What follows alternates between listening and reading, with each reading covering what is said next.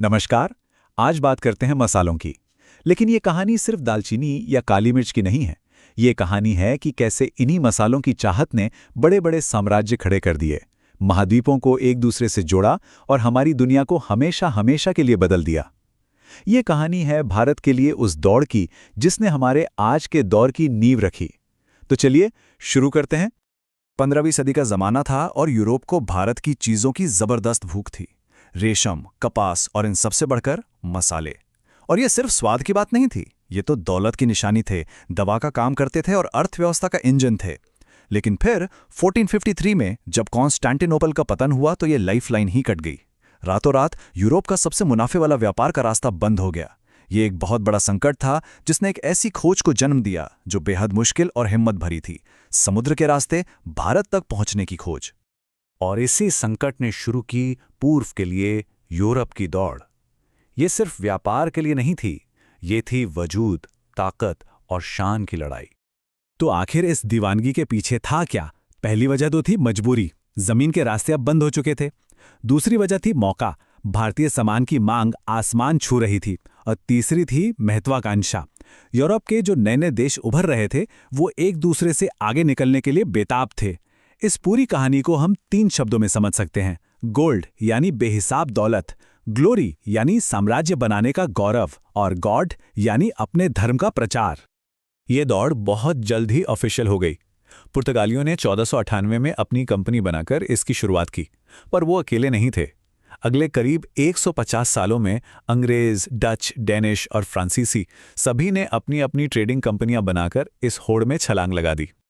लेकिन देखिए, कंपनी बनाना एक बात थी और हजारों मील दूर भारत पहुंचना बिल्कुल दूसरी।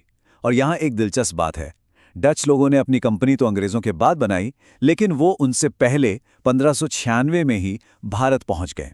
इससे पता चलता है कि ये दौड़ कितनी तेज और अप्रत्याशित थी। यहां तो बस रफ्तार ही सब कुछ थी।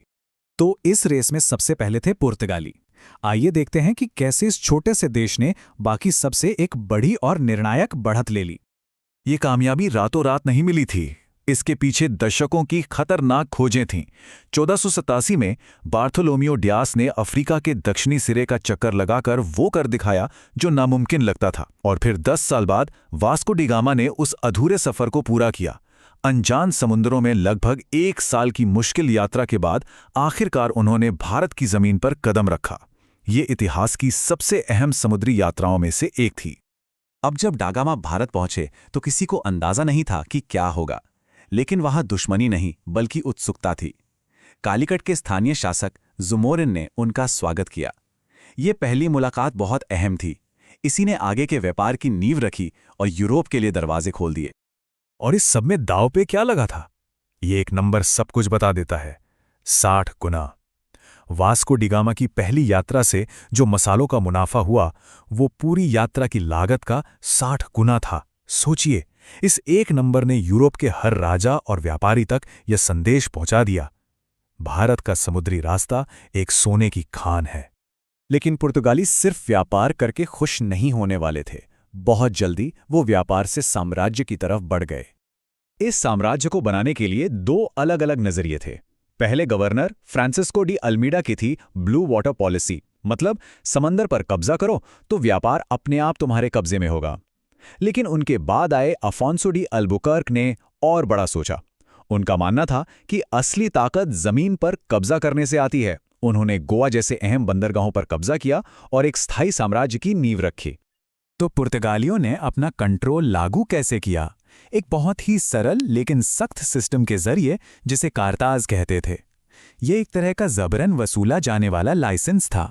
हिंद महासागर में किसी भी जहाज को व्यापार करना है तो उसे ये पुर्तगाली परमिट खरीदना ही पड़ेगा। अगर आपके पास ये नहीं है तो आपका जहाज या तो लूट लिया जाएगा या डुबो दिया जाएगा। इसी तरीके से उन्होंने एक पूरे महासागर के व्यापार पर अपनी मोनोपोली बना ली। गोवा पर कब्जा करने के बाद गवर्नर नूनो दा कुन्हा ने एक और निर्णायक कदम उठाया। 1530 में उन्होंने राजधानी को कोचीन से गोवा शिफ्ट कर दिया। अपने बेहतरीन बंदरगाह और स्ट्रेटेजिक लोकेशन की वजह से गोवा अगली 4 सदियों तक भारत में पुर्तगाली ताकत का सबसे बड़ा केंद्र बना रहा। तो आखिर भारत में पुर्तगाली मौजूदगी की विरासत क्या रही? ये कहानी पतन और गहरे असर दोनों की है। पुर्तगाल का ये दबदबा हमेशा कायम नहीं रहा। उनकी आक्रामक धार्मिक नीतियों की वजह से स्थानीय लोग उनसे दूर हो गए। ठीक उसी समय उनसे ज्यादा ताकतवर अंग्रेज और डच आ गए, जो उनकी मोनोपोली को चुनौती दे रहे थे। और आखिर में ब्राजील की खोज ने पुर्तगाल का ध्यान और पैसा पश्चिम की ओर खींच लिया, जिससे पूर्व में उनकी पकड़ कमजोर पड़ गई। लेकिन उनके पतन के बाद भी पुर्तगालियों ने भारत पर एक बहुत गहरी छाप छोड़ी। उन्होंने वो समुद्री रास्ता खोला जिस पर चलकर बाकी सभी यूरोपीय आए। वो भारत में पहली प्रिंटिंग प्रेस लाए और उन्होंने ऐसी फसलें यहां शुरू की जिन्हें आज हम हिंदुस्तानी मानते हैं। जरा सोचिए, आलू, टमाटर, काजू, ये सब पुर्तगालियों के साथ आए और इन्होंने भारतीय खान पान को हमेशा के लिए बदल दिया। पुर्तगालियों ने रास्ता दिखा दिया था। उन्होंने ये साबित कर दिया था कि भारत तक समुद्री रास्ता मुमकिन है और इससे बेहिसाब मुनाफा कमाया जा सकता है। अब दरवाज़ा खुल चुका था और बाकी का यूरोप तेजी से अंदर आने वाला था। पुर्तगालियों के ठीक पीछे आए डच, लेकिन उनका तरीका अलग था। उन्हें साम्राज्य बनाने से ज्यादा दिलचस्पी व्यापार करने में थी। उन्होंने भारतीय कपड़ों की जबरदस्त क्षमता को पहचाना, उसे पूरे यूरोप में एक फैशन बना दिया और जबरदस्त मुनाफा कमाया। तो पुर्तगालियों ने एक नए दौर की शुरुआत की, जिसने भारत को दुनिया से ऐसे जोड़ा जैसा पहले कभी नहीं हुआ था। लेकिन उन्होंने एक जबरदस्त मुकाबले का दरवाजा भी खोल दिया था। अब जब डच, फ्रांसीसी और अंग्रेज आ रहे थे, तो सवाल ये था, भारत के भविष्य के लिए इस नई दौड़ का क्या मतलब होगा? इस उपमहाद्वीप के लिए सब कुछ बदलने वाला था।